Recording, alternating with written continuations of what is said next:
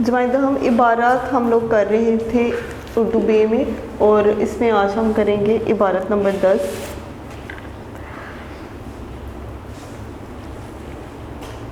انتخاب کتب کا ایک اہم مسئلہ، یعنی کہ کتابوں کے انتخاب کا ایک اہم مسئلہ ہے، اس کے لیے اس طرح کی احتیاط اور غور و فکر کی ضرورت ہے۔ تو اس کے لیے جو ہے وہ احتیاط کی، یعنی کہ اس سے کتابوں کو جو ہے وہ منتخب کرنا کتاب کو، تو یہ ایک بڑی غور و فکر والی یعنی کہ سوچ سمجھ والی بات ہے کہ آپ کس طرح کی کتابیں جو ہیں وہ انتخاب کرتے ہیں، جس طرح کے دوستوں کے انتخاب کے لیے، یعنی کہ اس طرح سے آپ اپنی کتابوں کا انتخاب کریں گے جیسے کہ آپ اپنے دوستوں کا انتخاب کرتے ہیں۔ جس طرح ایک اچھے اور نیک چال چلن کا مالک انسان اپنے دوستوں کو برائی سے بچا لیتا ہے، تو کہتے ہیں کہ اچھے اور نیک چال چلن کا مالک جو ہے، یعنی کہ نیک کردار کا جو مالک انسان ہے، وہ اپنے دوستوں کو برائی سے بچا لیتا ہے، اور ایک برا دوست اپنی بد کرداری کی وجہ سے دوسرے دوست کو بھی تباہ کر دیتا ہے۔ تو کہتے ہیں کہ اچھے اور نیک چال چلن کا مالک جو ہے وہ اپنے دوستوں کو برائی سے بچاتا ہے، جبکہ برا جو ہے وہ اپنی بد کرداری کی وجہ سے دوسرے دوست کو بھی تباہ کر دیتا ہے۔ اسی طرح اچھی کتابیں دل و دماغ اور عادات و اطوار پر اچھا اثر ڈالتی ہیں۔ جو اچھی کتابیں پڑھنے والی یا پھر سبق آموز کتابیں ہوتی ہیں، وہ دل و دماغ پر یا پھر آپ کی عادات و اطوار پر بہت اچھا اثر ڈالتی ہیں، اور محرب پڑھنے والے کی اخلاقی موت کا باعث بنتا ہے۔ مشاہیر زمانہ کی سوانح عمریاں، یعنی کہ مشاہیر زمانہ کی جنہوں نے کہ ایک زمانے کو دیکھا ہوتا ہے یا پھر زمانے کے مطابق جو ہیں وہ مشورے کرنے والے ہوتے ہیں، ان کی سوانح عمریاں یعنی کہ ان کی زندگیاں جو گزر چکی ہیں، ان پر جتنا کچھ لکھا گیا ہے، ان کے سفر نامے، تاریخی اور مذہبی کتب اور جدید معلومات پر لکھی ہوئی کتابوں کا مطالعہ انسان اور خصوصاً طالب علم کے لیے بہت مفید ہے۔ تو جو کچھ بھی مشاہیر زمانہ نے لکھا، جس میں سوانح عمریاں، سفر نامے، تاریخی اور مذہبی کتابیں ہیں، یا پھر جتنی بھی جدید معلومات ہیں جن پر انہوں نے لکھا، ان سب کا مطالعہ، کتابوں کا مطالعہ جو ہے انسان اور خصوصاً طالب علم کے لیے بہت مفید ہے۔ اخلاقی کتابوں کے مطالعے سے اخلاق بھی بلند ہوتے ہیں۔ اب ہم آتے ہیں اس کے سوالات کی طرف کہ کتابوں کے انتخاب میں کس چیز کی ضرورت ہے۔ کتابوں کے انتخاب میں احتیاط اور غور و فکر کی ضرورت ہے، جس طرح کہ دوستوں کے انتخاب میں احتیاط اور غور و فکر سے کام لیا جاتا ہے، یعنی کیسے دوست کا انتخاب کیا جائے جو آپ کے لیے مفید یا پھر آپ کی سوچ سمجھ کے مطابق چلنے والے لوگ ہوں، جو آپ کے کردار کو بہتر کرنے والے ہوں۔ اسی طرح کتابوں کے احتیاط میں غور و فکر سے کام لینا چاہیے۔ تو جس طرح آپ دوستوں کے انتخاب میں غور و فکر کا کام کرتے ہیں، اسی طرح کتابوں کے معاملے میں بھی غور و فکر کرنا چاہیے۔ برا دوست اپنی بد کرداری کی وجہ سے دوسرے دوست کو بھی تباہ کر دیتا ہے۔ تو کہتے ہیں کہ برا دوست جو ہے وہ کس طرح سے نقصان پہنچاتا ہے، وہ اپنی بد کرداری کی وجہ سے اپنے دوسرے دوستوں کو بھی جو ہے وہ تباہ کر دیتا ہے۔ خراب کتابیں پڑھنے سے کیا نقصان ہوتا ہے؟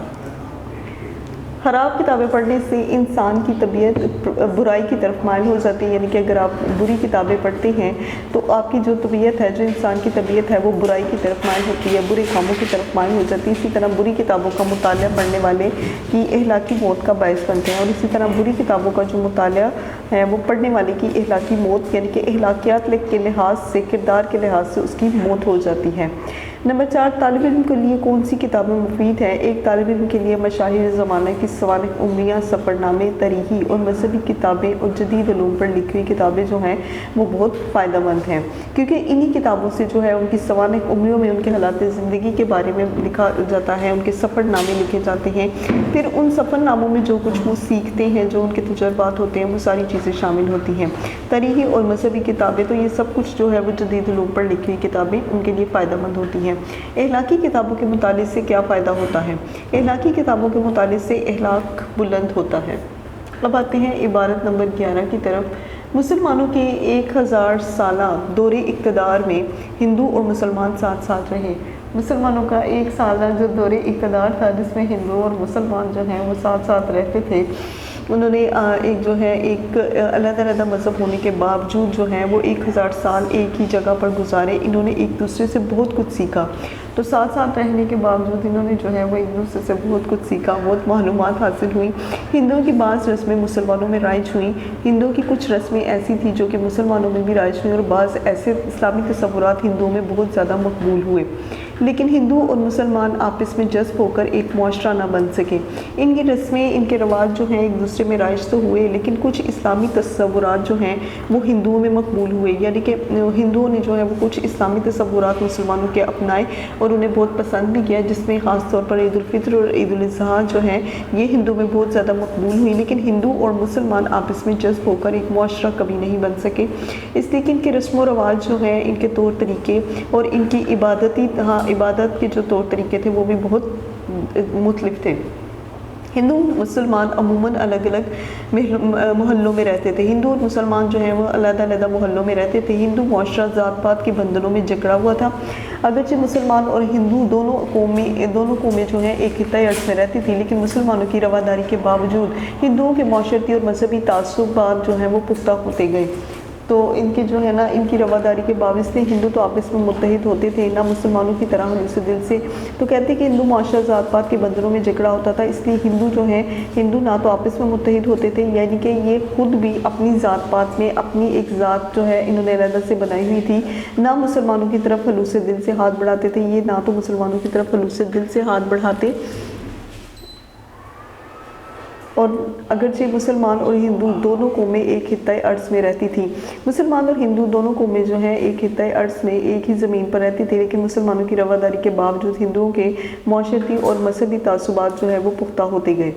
باہمی میل جول اور یہ گانگت کا خاص فقدان رہا۔ باہمی میل جول یعنی کہ ان میں جو میل جول تھا وہ ہمیشہ جو ہے وہ اس میں فقدان رہا۔ ہندو اور مسلمانوں کی یہ الگ الگ حیثیت پورے اسلامی دور میں نمایاں رہی۔ یہ اکٹھے میل جول ان میں نہیں تھا، ان میں کوئی دوستی نہیں تھی، ہمیشہ ان چیزوں کی کمی رہی۔ ہندوؤں اور مسلمانوں کی یہ علیحدہ علیحدہ حیثیت جو ہے یہ پورے اسلامی دور میں نمایاں رہی۔ اس صورتحال کو پاکستان کی محسوس اصطلاح میں دو قومی نظریہ کہا جاتا ہے، یعنی کہ اسی دو قومی نظریے کی بنا پر جو ہے وہ پاکستان بنا تھا۔ ہندو اور مسلمانوں نے ایک دوسرے کے ساتھ رہ کر ایک دوسرے سے کیا کچھ سیکھا۔ ہندو اور مسلمانوں نے ایک دوسرے کی کچھ باتیں سیکھی، مثلا ہندوؤں کی بعض رسوم مسلمانوں میں رائج ہوئیں اور بعض اسلامی تصورات ہندوؤں میں بہت زیادہ مقبول ہوئے۔ ہندو اور مسلمانوں کے آپس میں تعلقات کیسے رہے؟ ہندو اور مسلمانوں کے باہمی تعلقات کشیدہ ہی رہے، یعنی کہ ان کے آپس کے جو تعلقات تھے یہ بہت زیادہ کشیدہ نقصان دہ تھے۔ دونوں میں باہمی میل جول اور یہ کانگت کا خاصا فقدان رہا۔ باہمی میل جول یعنی کہ اکٹھے رہنا اور اتفاق جو ہے یہ سب ان چیزوں کی کمی جو ہے یہ ہندوؤں اور مسلمانوں میں بہت زیادہ رہی۔ ہندو معاشرہ آپس میں متحد کیوں نہیں ہو سکا؟ چونکہ ہندو معاشرہ ذات پات کے بندھنوں میں جکڑا ہوا تھا، یعنی کہ خود بھی جو ہے ان کی 4 قسم کی ذاتیں تھیں، کھشتری، شودر، ویش، اور یہ ساری ذاتیں جو ہیں یہ ہندوؤں کی ہوتی تھیں، تو یہ خود بھی ذات پات کے بندھنوں میں جکڑے ہوتے تھے، اور جو خود ذات پات کے بندھنوں میں جکڑا ہو وہ کیسے اکٹھے رہ سکتا ہے، اس لیے ہندو آپس میں متحد نہیں ہو سکے۔ نمبر 4، مسلمانوں نے ہندوؤں پر کتنے عرصے تک حکومت کی؟ مسلمانوں نے ہندوؤں پر 1000 سال جو ہے وہ حکومت کی۔ دو قومی نظریہ کیا ہے؟ ہندوؤں اور مسلمانوں کی الگ الگ معاشرے میں مذہبی اور ثقافتی حیثیت کو پاکستان کی محسوس اصطلاح میں دو قومی نظریہ کہا جاتا ہے، یعنی کہ ہندوؤں اور مسلمانوں کی الگ الگ معاشرے میں رہنے والی مذہبی اور ثقافتی حیثیت کو پاکستان کی محسوس اصطلاح میں خاص جو اصطلاح ہے اس میں دو قومی نظریہ کہا جاتا ہے۔ عبارت نمبر 12، دنیا کے ادب میں ڈرامہ ایک نہایت قدیم صنف ہے، یعنی کہ دنیا میں جتنا لٹریچر پڑھایا جا رہا ہے جس میں انگلش یا پھر اردو لٹریچر ہے، تو کہتے ہیں کہ اس ادب میں جو ہے ڈرامہ ایک نہایت قدیم صنف ہے، بڑی پرانی صنف ہے۔ اردو میں ڈرامے کی ابتدا 1857 عیسوی میں امانت کی اندر صبا سے ہوتی ہے۔ تو اردو کا یہ سب سے پہلا ڈرامہ تھا جس کا نام اندر صبا تھا، لیکن جدید ڈرامے کا تصور بعد میں انگریزی کی وساطت سے آیا۔ لیکن جدید ڈرامہ جو ہے وہ بعد میں انگریزی ادب کی وجہ سے جو ہے وہ آیا تھا۔ اردو ڈرامے کے پیش رو کی حیثیت سے رقص کا ذکر ضروری ہے، یعنی کہ اردو ڈرامے میں اگر کوئی ڈرامہ جو ہے وہ بہت زیادہ زبردست یا پھر اچھا سمجھا جاتا تھا، بہت زیادہ بہترین سمجھا جاتا تھا، دکھنے میں وہ رقص تھا۔ اس دور میں ڈرامے پر شاعری رقص اور جو ہے موسیقی کا غلبہ تھا۔ 19ویں صدی کے آخر تک یہی سلسلہ رہا۔ بعد میں آغا حشر نے کچھ انگریزی ڈراموں کے ترجموں اور کچھ تبازات ڈراموں سے اس میں زندگی کا حقیقی خون دوڑانے کی کوشش کی۔ آغا حشر یہ بھی جو ہیں وہ ایک ادیب تھے، تو کہتے ہیں کہ انہوں نے پھر ڈراموں کے ترجموں اور کچھ تباہزار ڈراموں سے جو ہے اس میں زندگی کا حقیقی خون یعنی کہ زندگی کی حقیقت جو ہے وہ اس میں ڈالنے کی کوشش کی۔ 20ویں صدی کے پہلے ربا میں مکفّہ مکالموں کا زور رہا، بلکہ عبدالحلیم شرر نے، عبدالعلیم ہے یہ یہاں پر عبدالحلیم ہوگا کہ عبدالحلیم شرر نے جو ہے انگریزی کے مطبع میں نظم مارا کی صورت میں چند ڈرامائی نمونے بھی پیش کیے۔ دوسری ربا کے ڈرامہ نگاروں کے ہاتھوں ڈرامہ زندگی اور عوام سے قریب تر ہوتا گیا۔ تو دوسری ربا جو ہے اس کے جو ڈرامہ نگار تھے، اس دور کے جو ڈرامہ نگار تھے، ان کے ہاتھوں ڈرامہ جو ہے وہ زندگی اور عوام سے بہت قریب ہوتا گیا۔ اس زمانے میں امتیاز علی تاج نے اپنا معروف ڈرامہ انارکلی بھی لکھا۔ ان کے ہم عصر ڈرامہ نگاروں میں عابد اور مرزا ادیب بالخصوص قابل ذکر ہیں۔ اب آتے ہیں اس عبارت کا عنوان تجویز کیجیے۔ اس عبارت کا موضوع عنوان اردو ادب میں ڈرامے کا ارتقاء ہے۔ تو کلاس آپ کو پہلے بھی بتایا تھا کہ جب بھی کوئی عبارت پڑھیں اس میں اسی کے اندر سے جو ہے آپ نے عنوان ڈھونڈنا ہوتا ہے۔ نمبر 2، اردو ڈرامے کا ذکر کرتے وقت رہس کا ذکر کیوں ضروری ہے؟ کیونکہ رہس کی حیثیت اور ڈرامے کی پیش رو کی ہے۔ تو کہتے ہیں کہ رہس جو ہے اس کی حیثیت جو ہے وہ اردو ڈرامے کے پیش رو کی ہے۔ نمبر 3، وہ کون سا دور تھا جس میں اردو ڈرامے پر شاعری اور رقص و سرود کا غلبہ تھا؟ تو کہتے ہیں کہ وہ کون سا دور تھا، ایسا کون سا دور تھا جس میں اردو ڈرامے پر شاعری اور رقص و سرود کا غلبہ جو ہے وہ بہت زیادہ تھا؟ رہس کے دور میں ڈرامے پر شاعری، رقص و سرود اور موسیقی کا غلبہ تھا۔ مکفّہ مکالمے سے کیا مراد ہے؟ مکفّہ مکالمے سے مراد قافیے اور مکالمہ ہے، یعنی کہ اس طرح سے لکھنا کہ جس میں آپ قافیے اور مکالمہ دونوں کا استعمال کرتے ہیں، یعنی ایسا مکالمہ جس کے ہر فقرے کا آخری لفظ ہم قافیہ یا ہم آواز ہوتا ہے، تو اس کو مکفّہ مکالمہ کہتے ہیں۔ نمبر 5، تباہزاد اردو ڈرامہ جو ہے کیا ہوتا ہے؟ تباہزاد ڈرامے سے مراد وہ ڈرامہ نگار کا اپنا تخلیق کیا ہوا ڈرامہ ہوتا ہے۔ تو تباہزاد ڈرامہ جو ہے وہ کسی بھی ڈرامہ نگار کا اپنا، یعنی کہ جو ڈرامہ اس نے خود لکھا ہوتا ہے اسی کو تباہزاد ڈرامہ کہتے ہیں۔ اب آتے ہیں عبارت نمبر 13 کی طرف۔ قائد اعظم ہمیشہ سے ایماندار، باہمت، نڈر اور مستقل مزاج انسان تھے۔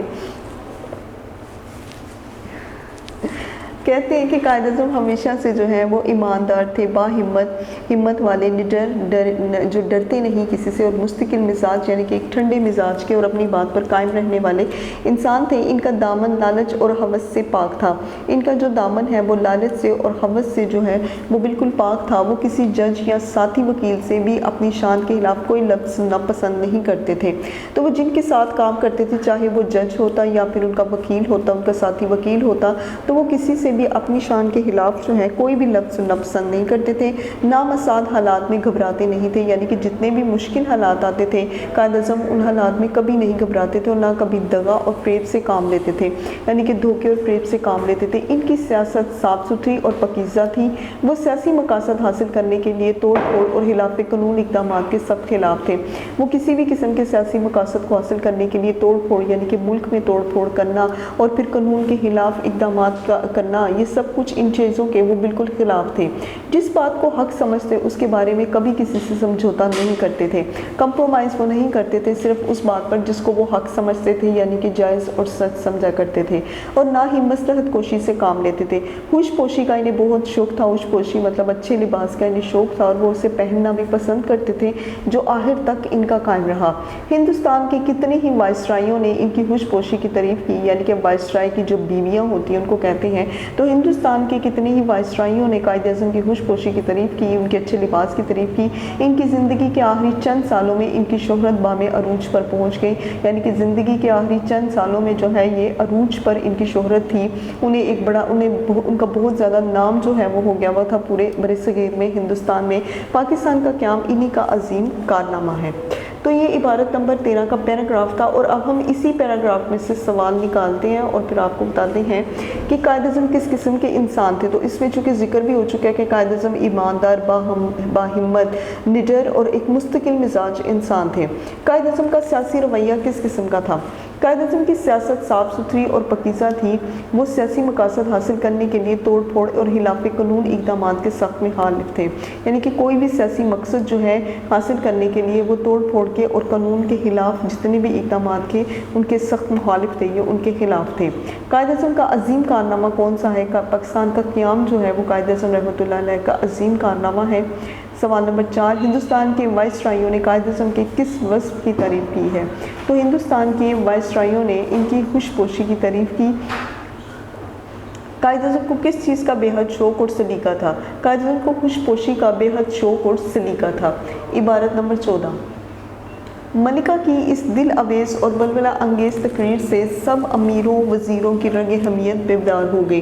तो मलिका की इस दिलदोज़ मतलब जिसमें जोश पाया जाता है, दिल को जो है वो लगने वाली, दिल को छूने वाली, तो दिलदोज़ और बलबला अंगेज़ यानी कि पुरजोश तकरीर से सब अमीर वज़ीर की रंग हमीयत बेदार हो गई, यानी कि उनके अंदर जो है अपने मुल्क के लिए, अपने वतन के लिए जो एक ख़ास अहमियत है वो बेदार हुई, और सब ने तहिया कर लिया, इरादा कर लिया कि वतन की हिफाजत में अपने खून का एक एक कतरा निसार कर देंगे, कि अपने खून का एक एक कतरा जो है वो कुर्बान कर देंगे, यानी कि अपनी जान दे देंगे।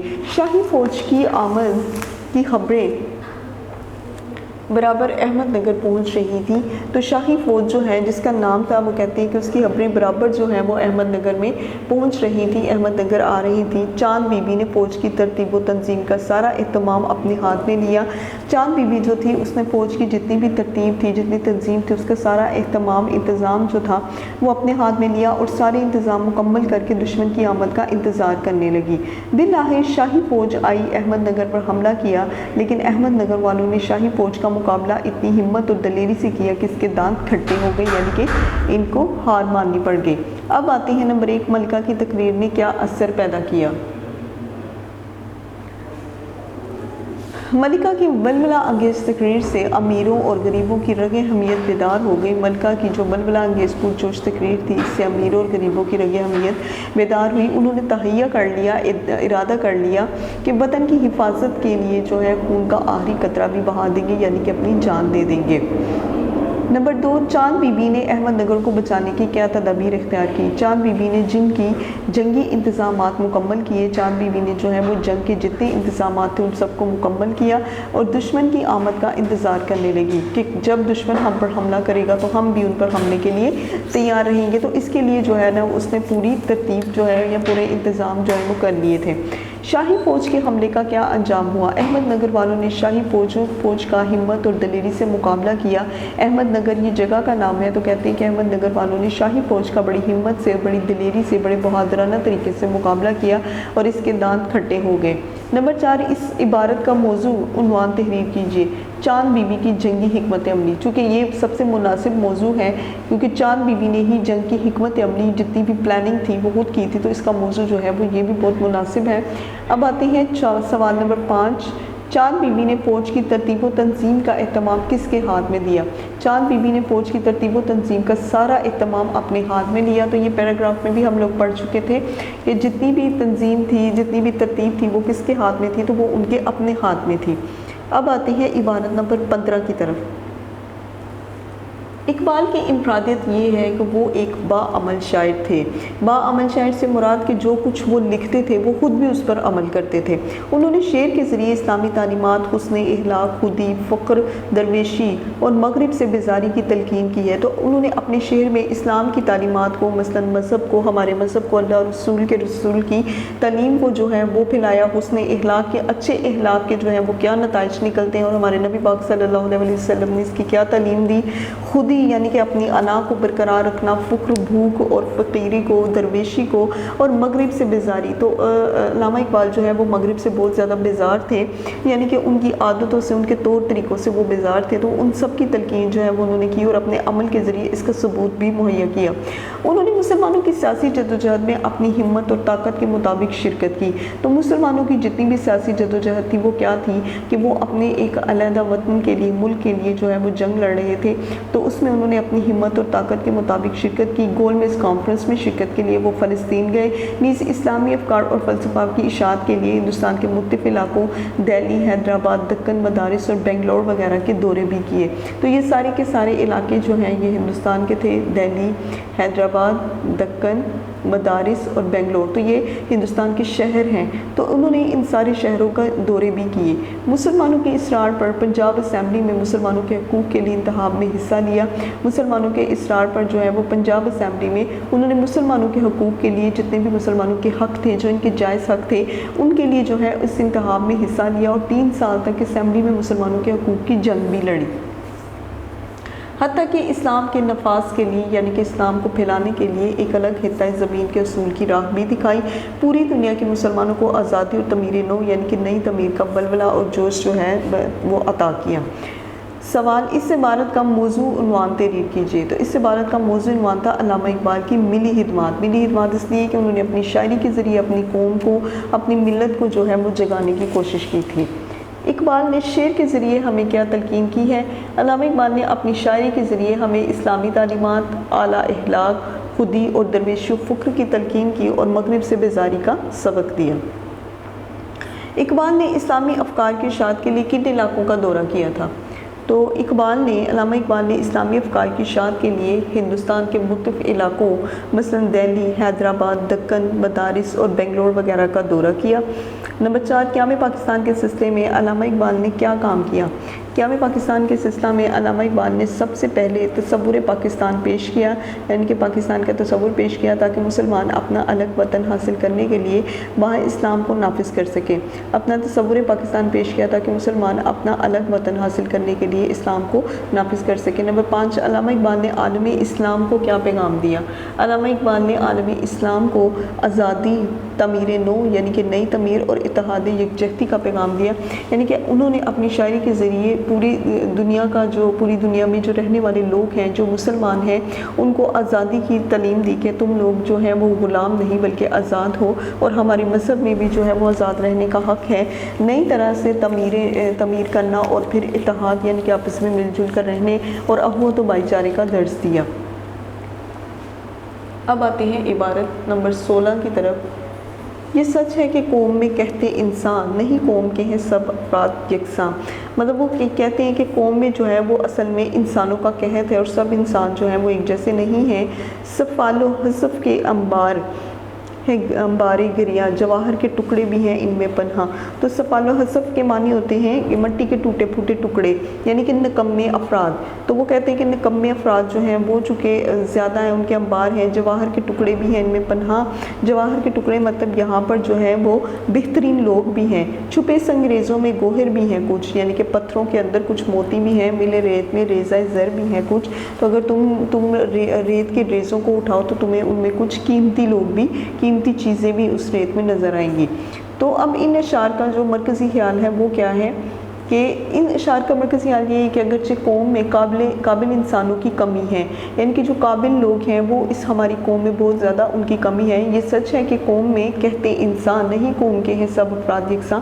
تو کہتے انسان سے مراد کہ قوم میں کچھ لوگ ایسے ہیں جو کہ قابل ہیں لیکن وہ بہت کم ہیں، تاہم نالائق اور نکمے افراد کے ساتھ قابل اور لائق انسان بھی موجود ہیں۔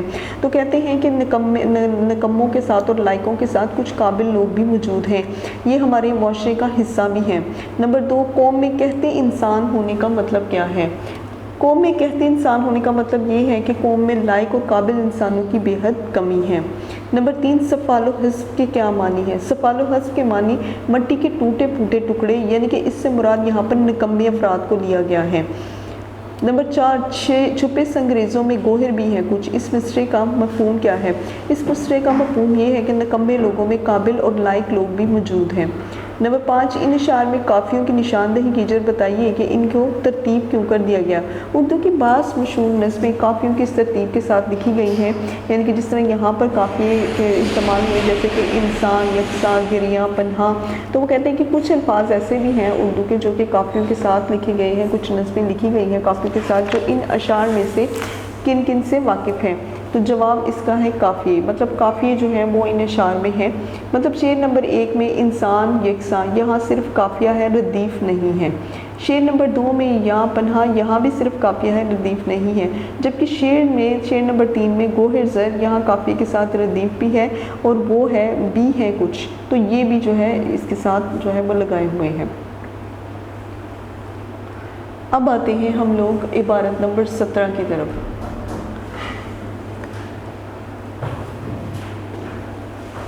منموں کے گھروں میں آج اور کل ہیں پڑے پردے دھبکے سے منقل، मुनम्मों के घरों में, यानी कि जो नेमत देने वाले अमीर जो मालदार होते हैं, तो कहते हैं कि आजकल इनके घरों में जो है वो पर्दे पड़े हुए हैं और ये दुबके हुए हैं। कहाँ पर दुबके हुए हैं? यानी कि अंगीठी वगैरह जलाकर जो है वो अपने घरों में पर्दे गिराकर दुबके हुए हैं। इस पर झाड़े से है ये इनका हाल, नाक से छूटता नहीं रुमाल। या झाड़े से है यानी कि जाड़ा कहते हैं सर्दी को, तो सर्दी से इनका इस तरह का हाल हो गया हुआ है कि इनकी नाक से रुमाल नहीं छूटता, यानी कि सर्दी की वजह से जो है मुसलसल नाक से पानी बहता रहता है। छींकना झाड़े का, जो छींके हैं एक सोहन है तो लाख झींके हैं। तो छींकना झाड़े का मतलब ये कि वो लोग जो सर्दी की मुसीबत का हाल बयान करें, इनसे भी ठीक तरह से बात नहीं हो रही, मतलब छींके मार मार के जो है वो इन लोगों से अच्छे तरीके से बात नहीं होती। अहले हरफा पे कीजिए जो निगाह कारोबार इनका हो गया तबाह। अहले हरफा से मुराद यहाँ पर काम करने वाले हुनरमंद लोग हैं। तो कहते हैं कि जब हम इनके ऊपर नज़र दौड़ाते हैं तो हम देखते हैं कि इनके भी जो कारोबार है वो मुकम्मल तबाह हो चुके हैं। पीट कर सर कहे हैं बटियारा, हाय अब क्या करूं मैं बेचारा। तो बटियारा यहाँ पर जो है वो किचन में काम करने वाले को कहते हैं, खाना बनाने वाले को कहते हैं। तो कहते हैं कि वो अपना सर पीट रहा है, यानी कि रोना धो रहा है कि मैं अब क्या करूं, यानी कि मैं तो अब बेचारा हो गया हूँ, मेरे पास जो है वो नौकरी नहीं रही या उस तरह से काम नहीं रहा। सका बोले हैं भर के आँखों में अश्क, यारो पानी निकालो चीर के मश्क। सका जो है वो पानी वगैरह जो है वो निकालने वाला होता है, या फिर जो है इस तरह से जो गलियों में एक कहते हैं कि एक मश्क होती है उनके पास जो कि चमड़े की होती है, उसके बीच में पानी डाल के ना तो ये गलियों में छींटे मारते हैं, तो उसको सका कहते हैं। कहते हैं कि सका बोले भर के आंखों में अश्क, यानी कि उसकी आंखों में आंसू जो हैं वो आए हुए हैं, और वो कहता है कि चीर के जो है वो मश्क के अंदर से पानी निकालो, यानी कि सर्दी की वजह से पानी भी जो है वो बर्फ़ बन गया है। घर से ऐसी ही कुछ पड़ी है ठंड, मिट गया सुमहर हीर का भी घुमंड। तो कहते हैं कि इस तरह से जो है वो ठंड पड़ी हुई है, तो जुमर हीर यानी कि जो सर्दी है खुद उसका भी घमंड जो है वो भी ख़त्म हो गया है। सौदा आहिर है सर्दी का मज़कूर, शेर भी गर हुन खोन रख मज़ूर। तो वो कहते हैं कि सर्दी का इतना ज़्यादा ज़िक्र हो रहा है। सौदा यहाँ पर जो है मिर्ज़ा मोहम्मद रफ़ी सौदा शायर को कहा गया है। तो वो कहते हैं कि इस कदर जो है वो शेरों में ठंड का ज़िक्र हो रहा है कि मुझे लग रहा है कि मेरे भी शेर जो हैं वो ठंड की वजह से जम जाएंगे और मैं इनको भी लिखने से मजबूर हो जाऊँगा। आगे जाता नहीं है अब बोला, हो गई है ज़ुबान भी ओला, यानी कि अब मुझसे जो है वो अब आगे नहीं बोला जाता। तो यहाँ पर सौदा अपने बारे में कहते हैं कि मुझसे ना तो लिखा जाता है क्योंकि सख्त सर्दी की वजह से जो है वो मेरे हाथ भी जो है वो काम नहीं कर रहे, और ना ही अब मेरी ज़ुबान जो है वो काम कर रही है। यूँ लगता है कि जैसे किसी ने जो है मेरी ज़ुबान को मंजबंद कर दिया है, यानी कि इतनी सर्दी की वजह से मुझसे बोला नहीं जा रहा, मेरी ज़ुबान जो है वो ओला की तरह हो गई है।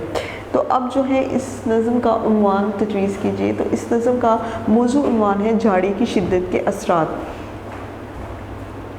मनम के क्या मानी है? तो मुनिम के मानी है नेमत देने वाला, अमीर, मालदार या दौलत।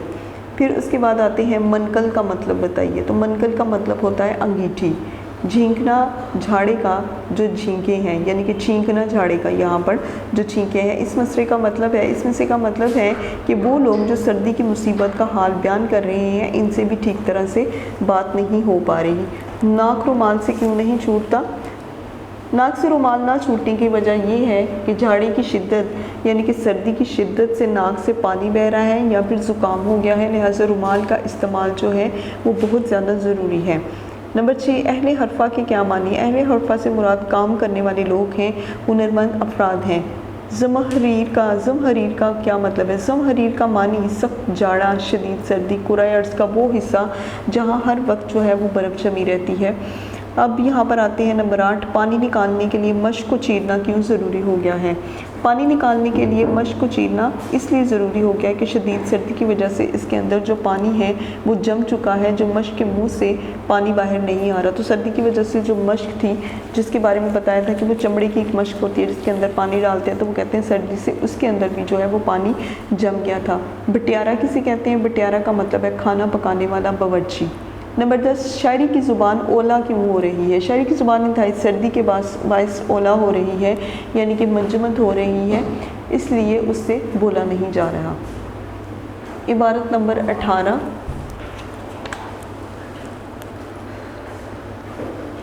आलम पे तू आती है रंग अपना बिखेरती, हाथों से मुश्क उड़ाती है अंबर बिखेरती। आलम पे यानी कि दुनिया पे तू अपना रंग बिखेरती हुई आती है और हाथों से मुश्क उड़ाती हुई تو یعنی کہ اپنے ہاتھوں سے جو ہے تو مشک اڑاتی ہے، عنبر بکھیرتی ہے، عنبر بکھیرتی یعنی کہ خوشبو وغیرہ بکھیرتی ہے۔ دنیا پہ سلطنت کا تیری دیکھ کر حشم کھاتا ہے دن بھی راتوں تاروں بھری رات کی قسم۔ تو دنیا پہ تیری سلطنت کو دیکھ کر جو ہے وہ دن بھی جو ہے وہ تاروں بھری رات کی قسم کھاتا ہے۔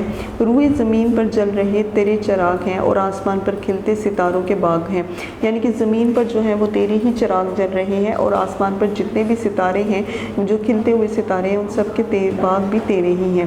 بجلی ہنسے تو رخ تیرا دیتا بہار ہے، شبنم کو موتیوں کا دیا تو نے ہار ہے۔ بجلی ہنسے، جب بجلی ہنس رہی ہوتی ہے یعنی کہ بجلی جب چمکتی ہے تو یہ رخ جو ہے وہ دیتا تیرا بہار ہے، شبنم کو موتیوں کا دیا تو نے ہار ہے۔ سب تجھ کر لیتے آنکھوں پہ ہیں بلکہ جان پر، پورا ہے تیرا حکم پر آدھے جہان پر۔ تو وہ کہتے ہیں کہ سب تجھ کو جو ہے وہ اپنی آنکھوں پر بٹھاتے ہیں، نہ صرف آنکھوں پر بلکہ اپنی جان پر بھی، پورا ہے تیرا حکم لیکن آدھے جہان پر۔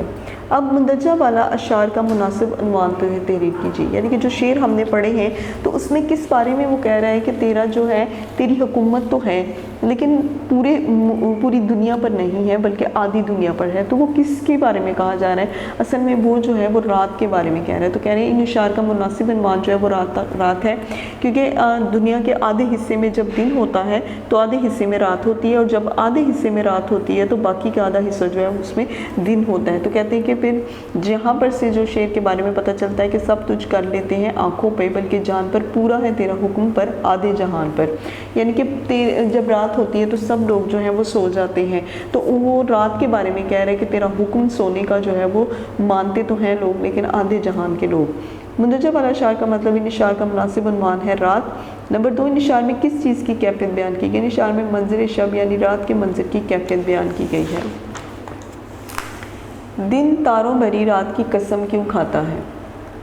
دن تاروں بھری رات کی قسم اس لیے کھاتا ہے کہ وہ دنیا پر رات کی حکمرانی کی وجہ سے جو ہے وہ متاثر ہوتا ہے، یعنی کہ وہ دنیا پر رات کی حکمرانی ہوتی ہے، جب جو ہی رات ہوتی ہے تو سب لوگ اپنے کام وغیرہ چھوڑ کر آرام کے لیے چلے جاتے ہیں۔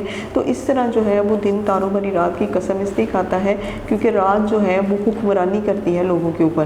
نمبر 4، روئے زمین پر جل رہے تیرے چراغ ہیں۔ یہاں چراغ سے کیا مراد ہے؟ یہاں چراغ سے مراد ستارے ہیں۔ نمبر 5، شبنم کو موتیوں کا دیا تو نے ہار ہے۔ اس مصرعے کی تشریح کیجیے۔ رات کی ٹھنڈے کی وجہ سے سبزے پر شبنم پڑتی ہے اور اس کے قطرے یوں نظر آتے ہیں گویا وہ موتیوں کے ہار ہوں۔ تو کہتے ہیں رات کی ٹھنڈے کی وجہ سے جو ہے وہ سبزے پر شبنم پڑتی ہے اور اس طرح لگتا ہے کہ جیسے یہ موتیوں کے ہار ہوتے ہیں۔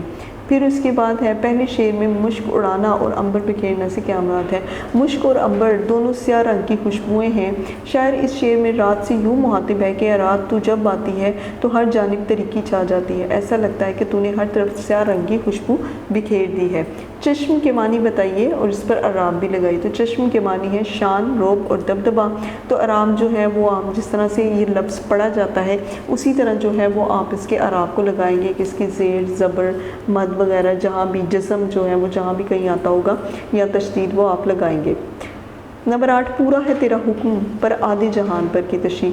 شاعر اس مصرع میں رات سے کہہ رہا ہے کہ جب تو آتی ہے تو ہر چیز پر حاوی ہو جاتی ہے، ہر طرف تیری حکمرانی جو ہے وہیں قائم ہو جاتی ہے، لیکن یہ حکمرانی آدھی دنیا پر ہوتی ہے کیونکہ اس وقت آدھی دنیا میں جو ہے وہ دن ہوتا ہے۔ نمبر 9، بجلی ہنسے تو رخ دیتا بہار ہے۔ اس مصرعے کی تشریح کیجیے۔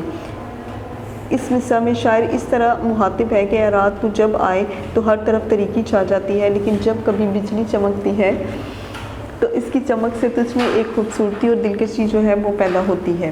سب تجھ کو لیتے آنکھوں میں ہیں بلکہ جان پر۔ اس مصرعے کی تشریح کیجیے۔ شاعر کہتا ہے کہ رات سب لوگ تجھے دل و جان سے جو ہیں وہ چاہتے ہیں کیونکہ تو آتی ہے تو ان دن بھر کے تھکے ہارے لوگوں کو آرام کرنے اور سونے کا موقع ملتا ہے، جس سے وہ اگلے دن کے لیے جو ہے وہ تر و تازہ ہو جاتے ہیں۔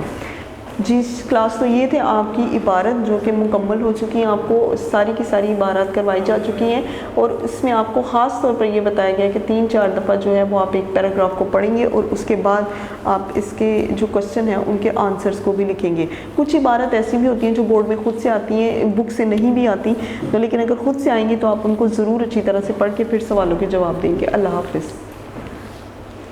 ویڈیو پسند آئی تو لائک کریں، اپنی رائے کمنٹ کریں، ایسے ہی مزید ویڈیوز کے لیے ہمارا چینل سبسکرائب کریں اور بیل کا آئیکن دبائیں تاکہ آپ کو ہر ویڈیو کا نوٹیفیکیشن ملتا رہے۔